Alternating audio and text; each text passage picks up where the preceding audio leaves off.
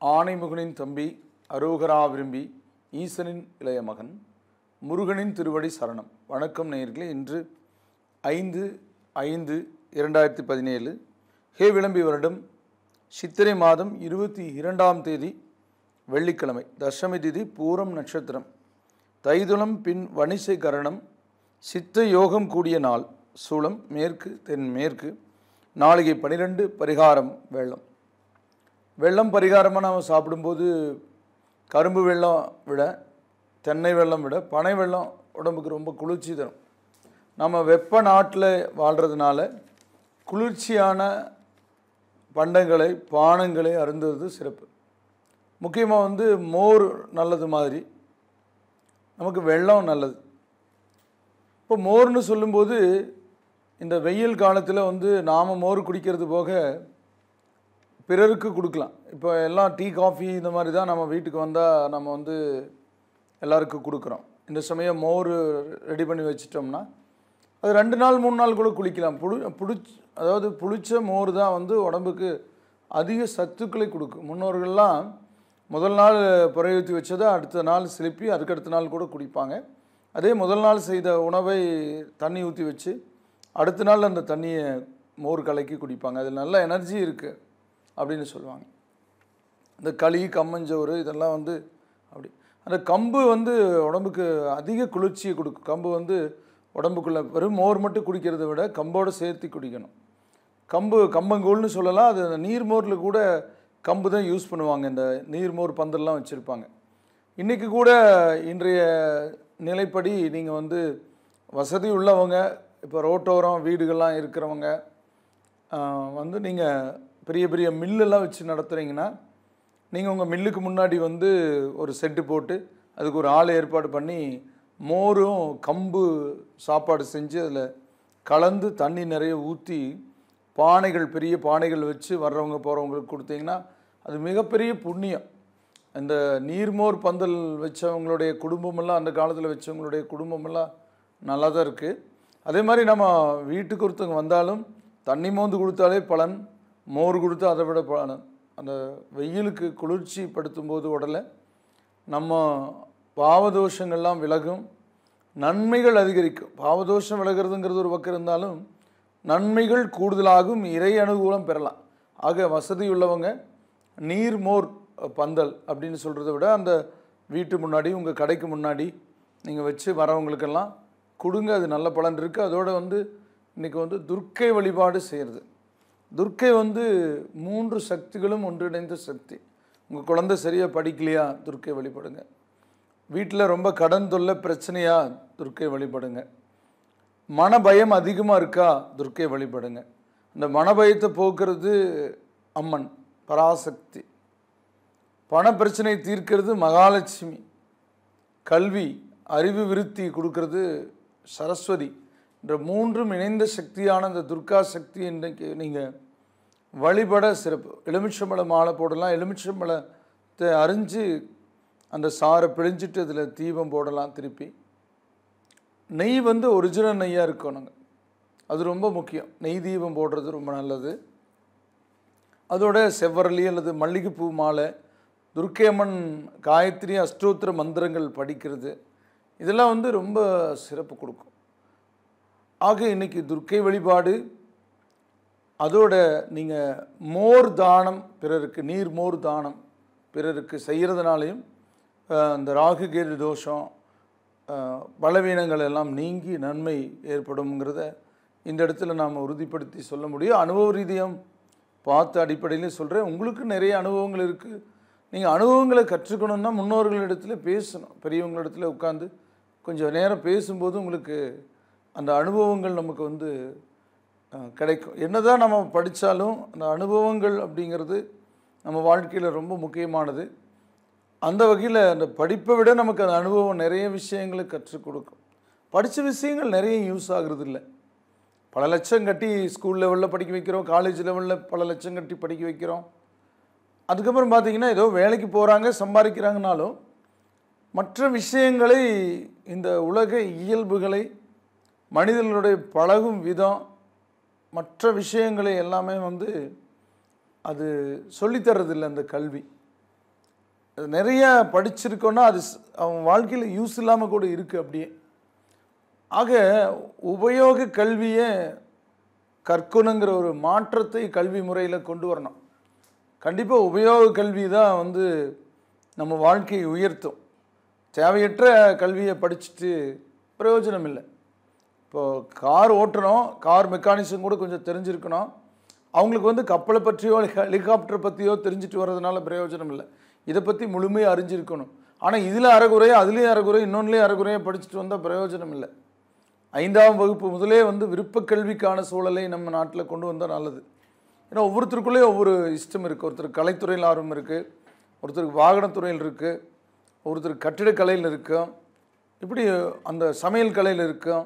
இப்படி ஒவ்வொரு துறைக்கும் அந்த துறை சார்ந்த படிப்பை வந்து சின்ன வயசுலேயே கொடுக்கணும். அப்படிப்பட்ட நிலை தான் கொண்டு வரணும். நிறைய பேர் பார்க்குற அனுபவத்தில் சார் படித்தது பிரயோஜனமே இல்லைன்னு தான் சொல்கிறாங்க. பல லட்சம் காட்டை விற்று, தோட்டத்தை விற்று, கம்பெனியை விற்று, வீட்டை விற்றுலாம் படிக்க வச்சுருக்காங்க குழந்தைகளை. ஆனால் அது முழுக்க முழுக்க படித்த விஷயங்கள் அத்தனையும் பிரயோஜனப்பட மாட்டேங்குது. அதுக்கு ஒரு மொழியை கற்றுட்டு போனால் ஒருத்தர் அதிகமாக படிக்கல, நான் 2-3 மொழியை கற்றுருக்காரு, நல்லா பிஸ்னஸ் பண்ணிகிட்ருக்காரு. இப்போ அப்படி ஒரு அதுவும் கூட தவறு இல்லை. மொழியை கற்றுக்கணுங்க, வேண்டான்னு சொல்லக்கூடாது. நிறைய மொழிகளை கற்றுக்கணும். பாரதியார் கூட 11 மொழி கற்றுட்டார். அந்த மாதிரி நாம் நிறைய மொழிகளை கற்றுக்கணும். அந்த மொழி ஆகாது, இந்த மொழி ஆகாது அப்படின்னு சொன்னோன்னா, நான் இந்த ரூட்டில் போகவே மாட்டேன்னு சொன்னால் அது நல்ல ரூட்டாக இருக்கும். அது என்ன பிடிவாதம்? அப்படி கூடாது நான் சொல்கிறது. ஆனால் நிறைய மொழிகளை கற்றுக்குங்க. 2வது வந்து படிக்கிறதுல அவசியமான விஷயங்களை அதிகமாக கற்றுக்குங்க. அந்த கற்றுக்கக்கூடிய விஷயங்களிலே மறதி இருப்பின் துர்க்கையை வழிபடும்போது இது சரியாகுங்கிற அடிப்படை இன்றைக்கி சொல்கிறோம்.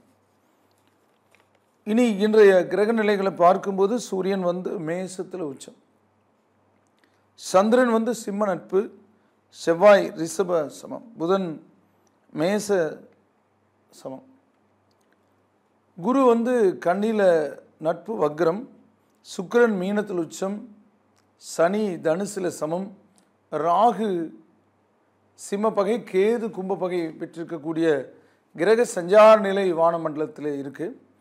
இனி இன்றைய ராசி பலன்களை மேசம் முதல் மீனம் வரைக்கும் பார்க்கலாம். முதல்ல மேச ராசி. அஸ்வினி பரணி கிருத்திகை 1ஆம் பாதம் கொண்ட ராசி. ராசி அதிபதி செவ்வாய். இந்த ராசிக்கு கிரகநிலைகளுடைய அமைப்பில் சந்திரன் 5ஆம் இடத்தில் இருக்கார். 5ஆம் இடம் புத்திசாலித்தனத்துக்குரிய இடம். அறிவு விருத்தி ஏற்படும். புரியாத விஷயங்கள் புரியும். நேற்றுக்கு வரைக்கும் ஒரு விஷயம் சரின்னு நினச்சிருப்பீங்க, இப்போ அதை பற்றிய தகவல் அறிஞ்சு அது வேண்டாம் வேற ஒன்று பார்க்கலான்னு நினைப்பீங்க. ஆனால் இன்றைக்கி எடுக்கிற முடிவு எந்த படிப்பு சம்மந்தமாக இருந்தாலும் சரி, நீங்கள் ஒரு வரன் சம்மந்தமாக இருந்தாலும் சரி, தொழில் சம்மந்தமாக இருந்தாலும் சரி, வேலை சம்மந்தமாக இருந்தாலும் சரி, வேலை மாற்றம் சம்மந்தமாக இருந்தாலும் சரி, ஒரு வீடு சம்மந்தமாக இருந்தாலும் சரி, வாகன சம்மந்தமாக இருந்தாலும் சரி, ஒரு மருத்துவம் சம்மந்தமாக இருந்தாலும் சரி, ஒரு மருத்துவ ஆலோசனை இங்கே போனால் சரியாகுமா அங்கே போனால் சரியாகுமா அப்படிங்கிற ஒரு எண்ண குழப்பமும் கூட இன்றைக்கி கண்டிப்பாக தீர்க்கப்படக்கூடிய சந்தர்ப்பம் உள்ள நாள். உங்களுக்குள்ளேயே அந்த சிந்தனை திறன் அதிகரித்து பல பேர் சொல்லுவாங்க, அதில் எது சரின்னு நீங்களே முடிவு பண்ணுவீங்க. இப்போ செயல்படுவீங்கன்னு சொல்கிறேன். முடிவு பண்ண செயல்படலாம். அது போன்ற நிலையை இன்றைக்கி காட்டும். இன்றைக்கி என்ன வழிபாடு உங்களுக்கு வந்து சிறப்புக்குரிய நற்பலன்களை கொடுக்கும் அப்படின்னா, அஸ்வினியில் பிறந்தவங்க விநாயகரையும், பரணியில் பிறந்தவங்க துர்க்கையும், கிருத்திகையில் பிறந்தவங்க கந்தகுரு கவசம் படித்து முருகனையும் வழிபடுங்க. அடுத்தது ரிஷப ராசி. கிருத்திகை 2, 3, 4 பாதங்களும், ரோகிணி 4 பாதங்களும், மிருகசீரிடம் 1, 2 பாதங்கள் இருக்கிற ராசி அதிபதி சுக்கிரன். சுக்கிரனுடைய வலிமை பெற்ற இடம் பரவாயில்லைங்க. செவ்வாய் ஜென்மத்தில் இருந்துட்டு கண் எரிச்சல், தலைவலி, கண்ணாடி போடுற மாதிரி சூழல்லாம் சில பேருக்கு கொடுக்கும். அது இன்றைக்கி நிறைய படிக்கிற குழந்தைகளுக்கு அது அவசியம். தலைவலி அடிக்கடி இருக்குன்னு நிறைய பேர் கண்ணாடி போடுவாங்க. தலைவலிக்கு நான் அதிகபட்சமாக என்னுடைய அனுபவத்தில் பார்த்துட்டேன். தலைவலிக்கு கேஸ்ட்ரபிள் முக்கியமான காரணம். ரொம்ப அடிக்கடி தலைவலிக்குதுங்கிறதுக்காக நீங்கள் மாத்திரைகளை, வலி நிவாரண மாத்திரைகளை போட்டுக்கக்கூடாது. அது வந்து வேறு விதமான நோய்களை உருவாக்கிடும். மருத்துவர் கேட்டு தான் மாத்திரை போட்டுக்கணும். ஆனால் அடிக்கடி போட்டுக்கூடாது சின்ன வயசுலேருந்து. அதுக்கு பதிலாக என்ன பண்ணணும்னா, நல்லா சூடாக ஒரு டம்ளர் அல்லது ஒரு சொம்பு தண்ணியை வச்சுட்டு இந்த டீ குடிக்கிற மாதிரி, காஃபி குடிக்கிற மாதிரி கொஞ்சம் கொஞ்சமாக குடிச்சு முடிச்சிருங்க. ஒரு சொம்பு தண்ணியை குடிச்சு முடிச்சிருங்க, நல்லா சூடான தண்ணியை. அடுத்த 1 மணி நேரத்தில் பார்த்தீங்கன்னா உங்களுக்கு இந்த தலைவலி காணாமல் போயிடும். அந்த காலத்துலலாம் அப்படித்தான். இந்த மாதிரி மாத்திரை சாப்பிட மாட்டாங்க, ஆவி பிடிப்பாங்க. அந்த உப்பு போட்டு ஆவி பிடிப்பாங்க. அதெல்லாம் ரொம்ப சிறப்பு. கற்பூரம் போட்டு ஆவி பிடிப்பாங்க, உப்பு போட்டு ஆவி பிடிப்பாங்க, வெங்கக்கல்லெல்லாம் போட்டு பிடிப்பாங்க, சில தலைகளை போட்டு பிடிப்பாங்க. அது ஒரு நல்ல முறை. அது அந்த மாதிரி சில ஜென்மத்தில் இருக்கிற செவ்வாய் உங்களுக்கு உடம்புல உஷ்ணத்தை அதிகப்படுத்தும். அதனால் கண்ணு செவந்துக்கு, கண்ணெரிச்சல் கொடுக்கும், கோபம் அதிகரிக்கும். இதெல்லாம் சரி பண்ணுறதுக்கு தெய்வ வழிபாடு இருக்குது. ஆனாலும் குரு பாக்குது. அது சரி பண்ணுறதுக்கான வாய்ப்பும் இருக்குது. இன்றைக்கி சந்திரனோட போக்கு இடம், வீடு, வாகனம், பதவி, கல்வி சம்பந்தப்பட்ட விஷயங்களில் முக்கிய முடிவு எடுக்க வைக்கும். ஆனால் கொஞ்சம் கூடுதல் செலவாக ஆகிறதுல கொஞ்சம் கவலையும் இருக்குது. இந்த செலவில் இதை முடிச்சிடலான்ட்டு இருந்தோம், இப்படி ஆகுதுன்னு சொல்லிட்டு. ஆனால் அதுக்கான வாய்ப்புகளும் இருக்குது. முடிக்க முடியாமல் போகாது. மொத்தத்தில் கிடைக்கும் ஒரு ஒரு விஷயம். ஆனால் அது கூடுதல் செலவாகி கிடைக்குங்கிற சந்தர்ப்பம் உள்ள நாள். நீங்கள் இன்றைக்கி கிருத்திகையில் பிறந்தவங்க பெருமாளையும், பரணியில் பிறந்தவங்க முருகனையும், அல்லது பரணி அல்லங்க ரோகிணியில் பிறந்தவங்க முருகனையும், மிருகசீரிடத்தில் பிறந்தவங்க தன்வந்திரி பகவானையும் வழிபடுங்க. அடுத்தது மிதுன ராசி. மிருகசீரிடம் 3-4 பாதங்களும், திருவாதிரை 4 பாதங்களும், புனர்பூசம் 1-2-3 பாதங்கள் இருக்கிற ராசி அதிபதி புதன். புதனோட லாபகரமான இடம் அற்புதம். சுக்கிரன் 10ஆம் இடத்துல ரொம்ப அற்புதம். சூரியன் கூட லாபத்தில் இருந்துட்டு அரசு வழியில் உங்களுக்கு காரியங்கள் சாதிச்சு கொடுக்குது. அரசு வழியில் வேலையில் இருந்தீங்கனாலும் ப்ரமோஷன், சம்பள உயர்வு இதெல்லாம் கொடுக்குது. வேலை கிடைக்காமல் இருந்தவங்களுக்கு வேலை கிடைக்கும். அரசு பணிக்கான முயற்சியில் இருந்தீங்கன்னா அது கிடைக்கும். அரசாங்க வழி சலுகைகள் கிடைக்கும். இப்போ விவசாயிகளுக்கெல்லாம் வறட்சி நிவாரணம்னு சொல்லி அரசாங்கம் நிறைய பணத்தை வழங்கியிருக்கு. ஆனால் எவ்வளவு என்ன கொடுத்தாலும் நம்ம கொடுக்கலின்னு சொல்கிறதும் இருக்குது. நம்ம பிரச்சனைகள் எக்கச்சக்கமாக இருக்குது. எல்லாத்துக்குமே அரசாங்கமே கொடுத்துட முடியாது. அப்படி எதிர்பார்த்தோம்னா நம்ம வாழ்க்கையை முழுக்க அடுத்தவங்களே எதிர்பார்த்துருவோம். நம்ம உழைச்சி பிழைக்கிறோம். ஏற்றத்தாழ்வுகள் மனித வாழ்க்கையில் இருக்க தான் செய்யும். வறுமை வரும், அப்புறம் நன்மை வரும். சிரமம் வந்தால் நம்ம எல்லாருக்கிட்ட சொல்கிறோம், எனக்கு பிரச்சனை ஆயிடுச்சு. சந்தோஷப்படும் போது எல்லாத்தையும் கூப்பிட்டு சொல்கிறோமா? சொல்கிறது இல்லை. இது மனித மனம் அந்த மாதிரி தான். இதெல்லாம் மாறணும். அப்போ தான் ஆரோக்கியமான சமுதாயம் உருவாகும்.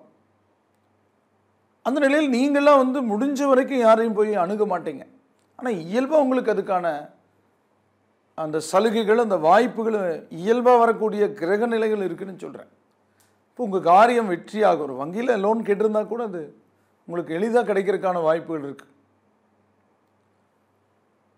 திருமணம் போன்ற விஷயங்கள் மட்டும் கொஞ்சம் தள்ளி போகும். கல்வியில் முன்னேற்றம் உண்டாகும். எதிர்பார்த்த நிலை, எதிர்பாராத நன்மை கூட ஏற்படும். கல்வியில் நான் இந்தளவுக்கு மார்க் வரும்னு எதிர்பார்க்கலன்னு நீங்கள் நினைக்கிற மாதிரி இருக்குது. மிருகசீரிடத்தில் பிறந்தவங்க பைரவரையும், திருவாதிரையில் பிறந்தவங்க ராமானுஜரையும், புனர்பூசத்தில் பிறந்தவங்க தட்சிணாமூர்த்தியும் வழிபடுங்க. கொண்டக்கடலை மாலை கொடுத்து 108 பருப்பு கோர்த்து வேக வைக்கக்கூடாது, ஊற வச்சு. அது அந்த தோளோடு இருக்கணும், அப்போ தான் பலன். அடுத்தது கடக ராசி. புனர்பூச 4ஆம் பாதமும், பூச 4 பாதங்களும், ஆயில்யம் 4 பாதங்களும் இருக்கு. ராசி அதிபதி சந்திரன். சந்திரனுடைய போக்கு இன்னைக்கு மோசம் இல்லை, 2ஆம் இடத்துல இருக்கு. சந்திரன் என்ற வீட்டுக்கு அதிபதி 10ஆம் இடத்துல பலம் பெற்றிருக்கு. ஆனாலும் இந்த குரு நல்லிடத்தில் இல்லாத நிலையால் உடல் சுகம் குறையிறது, உடல் நோய் வந்தால் கூட விலகிறதுக்கு கொஞ்ச நாள் ஆகிறது, தேவையற்ற மனபயம் இருக்கிறது சில பேருக்கு இருக்கும். ஒரு 40 வயது 35 வயசுக்கு மேலே இருக்கிறவங்களுக்கு உடல் ரீதியான சிறு தொந்தரவுகளை கொடுக்கறதுக்கான வாய்ப்புகளை கொடுக்கும் குரு நல்ல இடத்துல. ஏன்னா குரு உங்கள் லக்கணத்துக்கு ராசிக்கு மிகப்பெரிய யோகர். குரு நல்ல இடத்தில் இல்லாத போது அலைச்சல், சிரமங்கள், உடல் சோர்வு, உடலை பற்றிய கவலைகள், மருந்து மாத்திரை சாப்பிட்றது, மருத்துவமனையில் இருக்கிறது அப்படிங்கிற சூழலில் சில பேருக்கு ஏற்படும். ஆனால் ஏற்பட்டாலும் திசாபுத்திகள் பலம் இருக்கிற பட்சத்தில் அது பாதிக்காது. மழை பெய்யுதுன்னா காரில் போனால் நலைய மாட்டீங்க, பைக்கில் போனால் நலைவிங்கிற மாதிரி.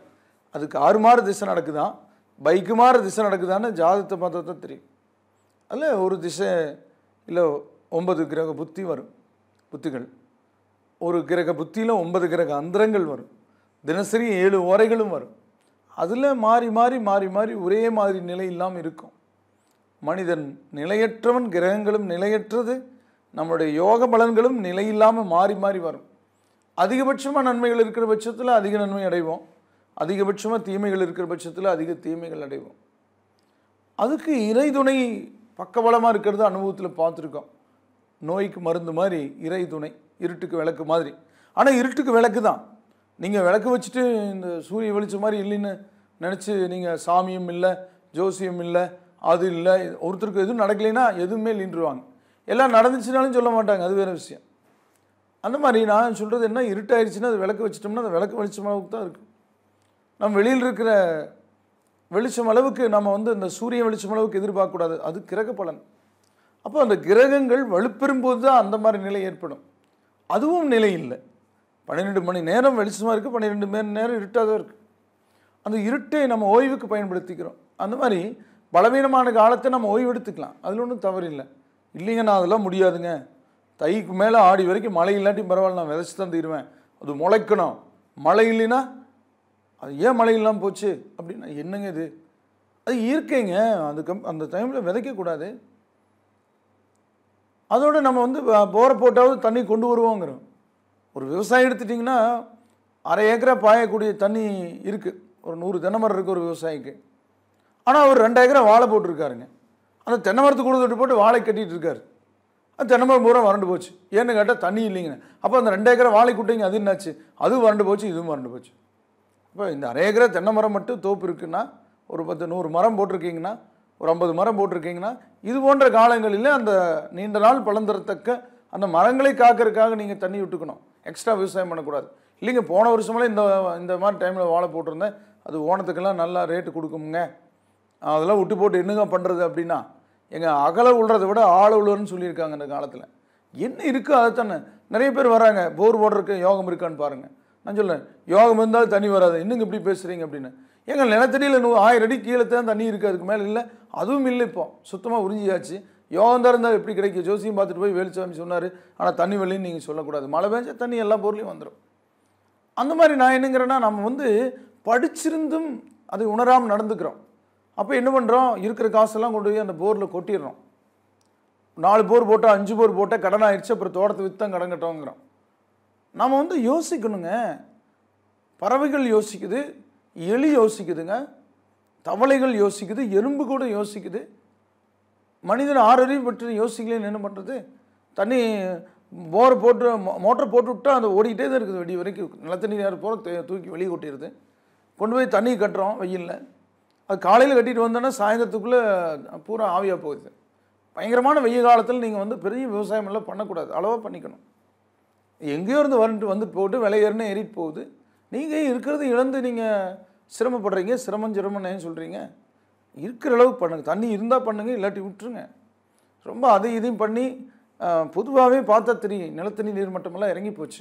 அந்த காலத்தில் நிலத்தடி நீர்மட்டம் மேலேயே இருந்தது, மரங்களெல்லாம் 4 அடி 5 அடியில் அதே தண்ணி வேர் விட்டு அந்த தண்ணி உறிஞ்சி வாழ்ந்தது. இன்றைக்கி அது எங்கே வேறுபடும்? 1000 அடிக்கு போய் மரம் வேறுபடுமா? அப்போ நான் தண்ணி மேலெல்லாம் ஊற்றுனேன், எந்த மரத்துக்கு ஊற்றுனா தான். நீங்கள் மேலே ஊற்றுற தண்ணியெல்லாம் பத்தாது, அது உள்ளேருந்து இருக்கணும். நிலத்தடி நீர் எப்பவுமே 4-5 அடி கீழே இருக்கணும். மழை காலத்தில் நிரம்பி இருக்கிற நிலத்தடி நீரை நம்ம பாதுகாத்தோம்னா தான் இனி வருங்கால சந்ததிகள் நல்லா இருக்க முடியும். மரங்கள் நல்லா இருந்தால் தான் ஆரோக்கியம் இருக்குது. மரங்கள்லாம் போயிடுச்சுன்னா ஆக்சிஜன் எல்லாம் போயிடும், ஆக்சிஜன் இல்லைன்னா ஆரோக்கியம் எல்லாம் போயிடும். அப்புறம் எல்லோரும் போய் ஹாஸ்பிட்டல் படுத்துக்க வேண்டியதான். அதனால் நான் என்ன சொல்கிறேன்னா, நீங்கள் இருக்கும்போது பண்ணுங்கள், இல்லாத போது நிலத்தடி நீரை தேவையற்ற நிலையில் நீங்கள் யூஸ் பண்ணாதீங்கன்னு எல்லாருக்குமே சொல்கிறேன். அந்த வகையில் நீங்கள் வந்து உங்களுடைய நிலைப்படி என்ன சொல்லுதுன்னா, கிரக நிலைகள் இப்படி இருந்தாலும் இந்த நிலையை நீங்கள் வந்து சரி பண்ணி கொண்டு போகக்கூடிய வாய்ப்புகளில் இன்றைக்கி வந்து சாதகமான சந்தர்ப்பம், 2 பணம் வருமானம் வரக்கூடிய வாய்ப்புகள், விரயத்தினால நன்மை, வரவேண்டிய பணம் வசூலாகிறது, அரசியல் ரீதியாக நற்பலன்கள் நடக்கக்கூடிய சந்தர்ப்பம், உங்கள் பேச்சு மேடை ஏறும். 2ல் இருக்கிற சந்திரன் நீங்கள் பாடினாலும் சரி பேசினாலும் சரி அதுக்கு நல்ல கைதட்டல், அது புகழ் கூடும்னு சொல்லக்கூடிய நாள். இன்றைக்கி வந்து புனர்பூசத்தில் பிறந்தவங்க முருகனையும், பூசத்தில் பிறந்தவங்க அம்மனையும், ஆயில்யத்தில் பிறந்தவங்க நவகிரகங்களையும் வழிபடுங்க. அடுத்தது சிம்ம ராசி. மகம் 4 பாதங்களும், பூரம் 4 பாதங்களும், உத்திரம் 1 பாதம் இருக்குது. ராசி அதிபதி சூரியன். சூரியனோட வலிமை பெற்ற நிலை உங்களுக்கு பரவாயில்லைங்க. கடந்த கால பலவீன நிகழ்வுகளை சரி செய்து கொண்டு போகக்கூடிய வாய்ப்பு, உங்களை பற்றி நல்ல அபிப்பிராயம் பிறருக்கு ஏற்படும், புதிய முயற்சிகள் எடுப்பீங்க, நீங்கள் சமுதாயத்தில் உயர்ந்த அந்தஸ்து பெறுவீங்க. சில பேருக்கு வந்து பார்த்திங்கன்னா, இப்போது ஐநா சபையிலெல்லாம் பேசுறதுக்கு சில பேருக்கு வாய்ப்பு வர்ற மாதிரி ஒரு உயர்ந்த இடத்துல அரசு வழி இதில் உங்களுக்கு பேசுறதுக்கான வாய்ப்புகள் எல்லாம் கிடைக்கும். அதே மாதிரி கல்வியில் வந்து பார்த்திங்கன்னா, இந்தளவுக்கு நமக்கு மார்க் கிடைக்குமான்னு நினச்சிட்டு இருந்தீங்கன்னா அந்தளவுக்கு கிடைக்கிறதுக்கு வாய்ப்பு இருக்குது. குரு நல்ல இடத்துல இருக்கிறதுனால, சூரியன் நல்ல இடத்துல இருக்குது, செவ்வாய் திக்பலம் பெற்று அமர்ந்திருக்கு, நீங்கள் எதிர்பார்த்த கோர்ஸ் உங்களுக்கு கிடைக்கும். பெற்றோருக்கு இருந்து வந்த பிரச்சனைகள் அகலும்.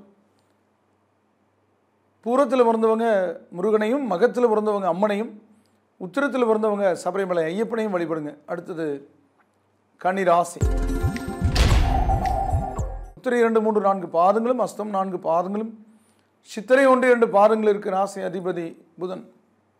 நல்ல சந்தர்ப்பங்களும் நல்ல வாய்ப்புகளும் இல்லையங்கிற கவலைகள் இருக்குன்னா, 4 சனி, தேவையற்ற செலவுகள், 8 போய் சூரியனும் புதனும் கூடியிருக்கிறது, மன உளைச்சல்கள் அலைச்சல்கள் இருக்குது. இருந்தாலும் சுக்கிரனுடைய பலம் உங்களுக்கு பரவாயில்ல. இன்றைக்கி சந்திரன் விரயத்துக்கு வந்திருக்கிறனால கொஞ்சம் கூடுதல் செலவுகளை, லாபம் வரும், கொஞ்சம் கூடுதல் செலவாகும்னு சொல்லக்கூடிய நிலை இருக்கிறதுனால செலவுகளை கட்டுப்படுத்தி இருக்கும் அளவு போகக்கூடிய சந்தர்ப்பத்தை உருவாக்கக்கூடிய நாள். சிக்கனம் இக்கணம் அவசியம் அப்படின்னு சொல்லக்கூடிய நாளாக இருக்குது. உத்திரத்தில் பிறந்தவங்க முருகனையும், அஸ்தத்தில் பிறந்தவங்க பைரவரையும், சித்திரையில் பிறந்தவங்க சக்கரத்தாழ்வாரையும் வழிபடுங்க. அடுத்தது துலா ராசி. சித்திரை 3, 4 பாதங்களும், சுவாதி 4 பாதங்களும், விசாக 1, 2, 3 பாதங்கள் இருக்கிற ராசி அதிபதி சுக்கிரன். இந்த ராசிக்கு சுக்கிரனோட பலம் பொருந்திய நிலை பரவாயில்லைங்க. சந்திரன் நல்ல வழியில் போகிறார். இன்றைக்கி தொழில் பற்றிய எண்ணங்கள் அதிகரிக்கும். ஆனால் குரு நல்ல இடத்துல இல்லைங்கிறதுனால இப்போ பணம் வந்து கொஞ்சம் வரவுக்கு மேலே செலவாகும், கைமாற்றல், கடன் வாங்கி ஒன்றும் பண்ண வேண்டியது இருக்குன்னு ஒரு நிலை இருக்கும், பணம் பற்றாக்குறை இருக்கும். அது சரியாக நீங்கள் வந்து சித்திரையில் பிறந்தவங்க தட்சிணாமூர்த்தியும், சுவாதியில் பிறந்தவங்க மகாலட்சுமியையும், விசாகத்தில் பிறந்தவங்க துர்க்கையம்மனையும் வழிபடுங்க. அடுத்தது விருச்சிக ராசி. விசாக 4 மாதமும், மனுஷ 4 பாதங்களும், கேட்டை 4 பாதங்கள் இருக்கும். ராசி அதிபதி செவ்வாய். இந்த ராசிக்கு கிரகங்களுடைய போக்கில் செவ்வாய் 7ல் இருக்குது, சூரியன் 6ல் இருக்கிறது எதிர்ப்புகளை முறியடிக்கும். சந்திரன் அற்புதமான இடத்துல இருக்கார். இன்றைக்கி நினைத்த காரியங்களை நினைத்தபடி உங்களுக்கு வந்து பண்ணி கொடுப்பார். தொழில் வகையில் எண்ணங்கள் அதிகரிக்கும். 10ஆம் இடத்துல தொழில் ஸ்தானத்தில் இருக்கக்கூடிய சந்திரன் தொழில் பற்றிய அக்கறை அதிகரிக்க செய்வார். அந்த இடத்த வந்து ரிஷபத்தில் இருந்துட்டு செவ்வாயும் பார்க்குறாரு சந்திரனை. ஆக செவ்வாய் 10ஆம் இடத்தை பார்க்குறதும், 9க்கு அதிபதி 10ஆம் இடத்தில் இருக்கிறதும் உங்களுக்கு புதிய தொழில் முயற்சிக்குண்டான வழிவகைகள் திறக்கும், வழி திறக்கும். விசாகத்தில் பிறந்தவங்க நவகோள்களையும், அனுசத்தில் பிறந்தவங்க குலதெய்வத்தையும், கேட்டையில் பிறந்தவங்க விஸ்வகர்மாவையும் வழிபடுங்க. அடுத்தது தனுசு ராசி.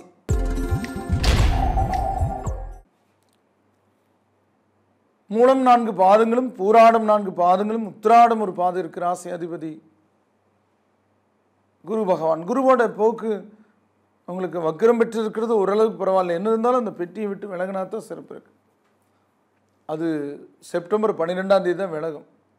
சனி ஜென்மத்தில் ஜூன் 20 வரைக்கும் இருந்துட்டு கொஞ்சம் உடல் அசதி, சோர்வு, அலைக்கழிப்புகள், சிரமங்களை கொடுக்கும். ஆனால் இன்றைக்கி சந்திரன் நல்ல இடத்துக்கு வந்துருச்சுங்க, அஷ்டமத்திலிருந்து மாறிடுச்சு. ஆக பலவீனங்களை, நேற்று முந்தா நாள் இருந்த பலவீனங்களை இன்று உங்களுடைய முயற்சியால் தீர்க்கக்கூடிய நாள். ஆமாங்க, நம்ம முயற்சின்னு சொல்கிறீங்க, அப்புறம் கிரகங்கள் என்னங்க பண்ணுதுன்னா, கிரகங்கள் உங்களை முயற்சி எடுக்க வைக்கணும்னு சொல்கிறேன். கிரகங்களோட இயக்கப்படி தான் நாம் வாழ்கிறோம். அந்த கிரகம் இன்னைக்கு உங்களை சரியாக இயக்கும்னு சொல்கிறேன்.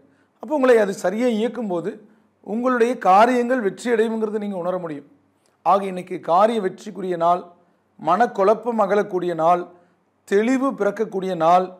நீங்கள் எந்த ஒரு விஷயத்தையும் நீண்ட நாள் பலன் தரத்தக்க எந்த விஷயத்தையும் முடிவெடுக்கக்கூடிய நல்ல நாள். இன்றைக்கி மூலத்தில் பிறந்தவங்க ஆஞ்சநேயருக்கு வடமாலை சாற்றி வழிபடுங்க. பூராடத்தில் பிறந்தவங்க தட்சிணாமூர்த்திக்கு கொண்டக்கடலை மாலை போட்டு வழிபடுங்க.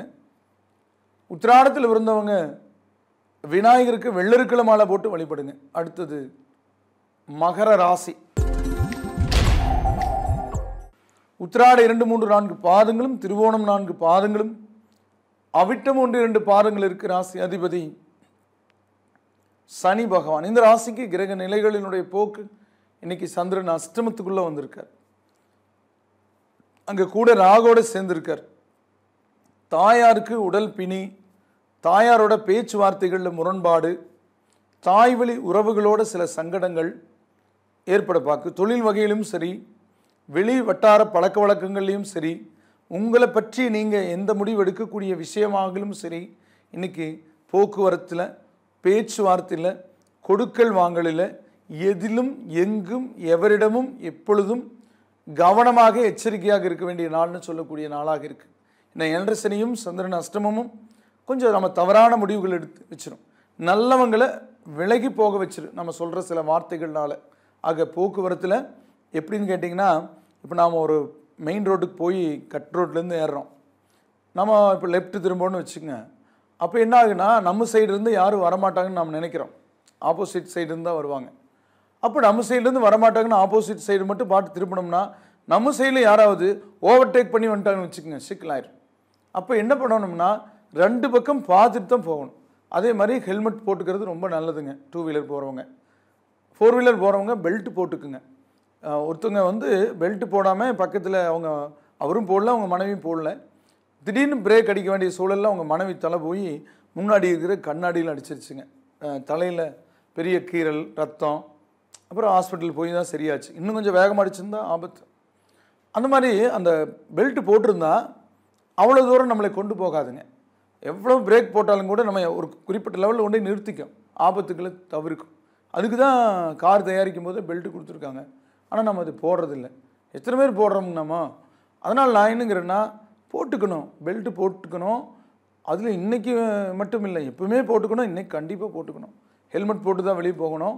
அவசியம் இல்லைன்னா வெளியூர் பயணங்களை தேவையில்லாமல் யார் கூட போகிறது வர்றது, நானும் வர்றேன், சும்மா கார் சும்மா தானே போகுது நானும் வரேன்னு போகிறது, தேவையில்லாமல் போகிறது வர்றதெல்லாம் தவிர்த்து வீட்டில் இருக்கிறது முடிஞ்ச வரைக்கும் நல்லது.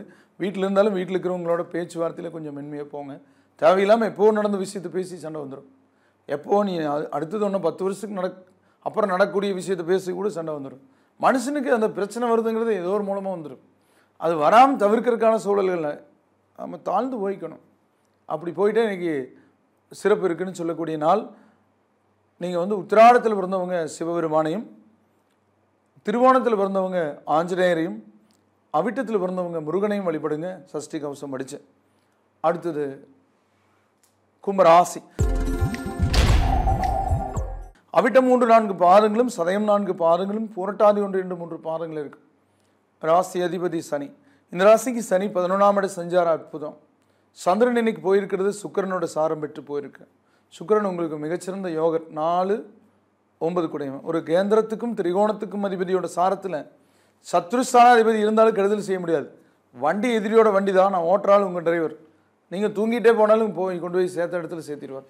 நீங்கள் வண்டி நம்மளுதாக இருந்தாலும் ஓட்டுற டிரைவர் எதிரியாக இருந்ததுன்னா ஆப்போசிட்டாக தான் கொண்டு போய் சேர்த்துவார். அந்த மாதிரி இன்றைக்கி உங்களுக்கு நன்மைகள் அதிகம் நிகழக்கூடிய வாய்ப்புகள், உங்களுடைய பேச்சுக்கு பிறர் கட்டுப்படக்கூடிய சூழல்கள், பண வரக்கூடிய நிலை, மதிப்பு கூடுதல், உங்களுடைய பேச்சுக்கு மரியாதை கூடுதல், எதிர்கால திட்டங்கள் பற்றிய முக்கிய முடிவுகள் எடுத்தல் என நற்பலங்கள் நடத்தக்கூடிய சந்தர்ப்பத்தை கிரக நிலைகள் காட்டுது. இன்றைக்கு நீங்கள் அவிட்டத்தில் பிறந்தவங்க ஆஞ்சநேயரையும், சதயத்தில் பிறந்தவங்க பெருமாளையும், பூரட்டாதியில் பிறந்தவங்க தட்சிணாமூர்த்தியையும் வழிபடுங்க. முல்லைப்பூ கொடுத்து வழிபடுங்க. அடுத்தது மீன ராசி. பூரட்டாதி 4ஆம் பாதமும் உத்திரட்டாதி 4 பாதங்களும் ரேவதி 4 பாதங்களும் இருக்கும். ராசி அதிபதி குரு பகவான். நல்ல சந்தர்ப்பங்களும் நல்ல வாய்ப்புகளும் ஏற்படுத்தக்கூடிய நிலையில் குரு இருக்குது. செவ்வாய் 3ல் துணிச்சல் கொடுக்கக்கூடிய இடத்துல இருக்குது. ஆனால் சந்திரன் மட்டும் 5 கூடயும் 6ல் இருக்குது. அப்போ பூர்வீக வழி குழந்தைகள் வழியில் சின்ன சின்ன செலவுகள் வரக்கூடிய வாய்ப்புகள் இருக்குது. ஆனாலும் பெரும்பான்மையான கிரகங்கள் சாதகமாக இருக்கிறதுனால திசாபுத்தி நல்லா இருந்ததுன்னா பிரச்சனை இருக்காது. இப்போ சில பேருக்கு வந்து பார்த்திங்கன்னா மாரக திசைகளோ பாதக திசைகளோ நடக்கும்போது நாம் சொல்கிற பலன்கள் வந்து மாற்றாக தெரியும். ஒருத்தவங்களுக்கு வந்து ஏதோ தப்பு பண்ணி போட்டு போய் ஜெயில் இருக்கான்னு வச்சுக்கோங்க. அவங்களுக்கு வந்து நீங்கள் இன்றைக்கி வந்து அப்படி பண்ணுவீங்க, அந்த காரியம் பண்ணுவீங்க, இந்த காரியம் பண்ணுவீங்கன்னு சொன்னால் அவங்களுக்கு பிடிக்காது. என்னையே எப்படி சொல்லிகிட்டு இருக்காங்க அப்படின்னு சொல்லிட்டு. ஆனால் அந்த உரிய திசை நடந்து உரிய புத்தி நடந்து இந்த கோச்சார பலன்கள் நடக்கும்போது நம்ம சொல்கிற கணக்கு கரெக்டாக வரும்னு அர்த்தம். ஆக அந்த திசை புத்தியும் முக்கியம். ரோடு நல்லா இருக்குது போகலாங்கிற, பஞ்சராய் நிற்கிறவும் போக முடியாது, பஞ்சர் போட்டு தான் போகணும்னு சொல்கிற மாதிரி. ஆக இந்த கோச்சார பலன்களும் அதிகபட்சமாக நமக்கு பலன் தக்க விஷயங்கள் அப்படிங்கிறத நீங்கள் அனுபவபூர்வமாக பார்த்தவங்க நிறைய பேர் சொல்கிறீங்க. அதன் அடிப்படையில் நாமளும் சொல்கிறோம். அந்த வகையில் கோச்சார கிரகநிலை அடிப்படையில் இன்றைக்கி துணிந்து சில வேலைகளை செய்வீங்க. தேவைக்கு பணம் வரும். உங்களுடைய பிரச்சனைகளுக்கு தீர்வு இருக்குது. இருந்தாலும் பூர்வீக புத்திர வழியில் சிறு சிறு சங்கடங்களும் கூடுதல் செலவுகளும் வந்து விலகும். அதை சரி செய்ய பூரட்டாதியில் பிறந்தவங்க அம்மனையும், உத்திரட்டாதியில் பிறந்தவங்க சிவபெருமானையும், ரேவதி நட்சத்திரத்தில் பிறந்தவங்க கருடாழ்வாரையும் வழிபடுங்க. நேயர்களே, இதுவரை உங்களுடைய ராசி பலன்களை கேட்டு தெரிந்து கொண்டீர்கள். பொதுவானவை. உங்களுடைய பிறந்த தேதி நேர அடிப்படையில் ஜாதகம் கணித்து திசாபுத்தி யந்திரங்களை அறிந்ததற்கேற்ப உங்கள் வாழ்வை சீரமைத்து சிறப்புடன் வாழ முருகனை வேண்டி விடைபெறுவது ஜோதிட எண்கணித வாஸ்து நிபுணர் அன்னூர் KR வேலுச்சாமி. வணக்கம் நேயர்களே.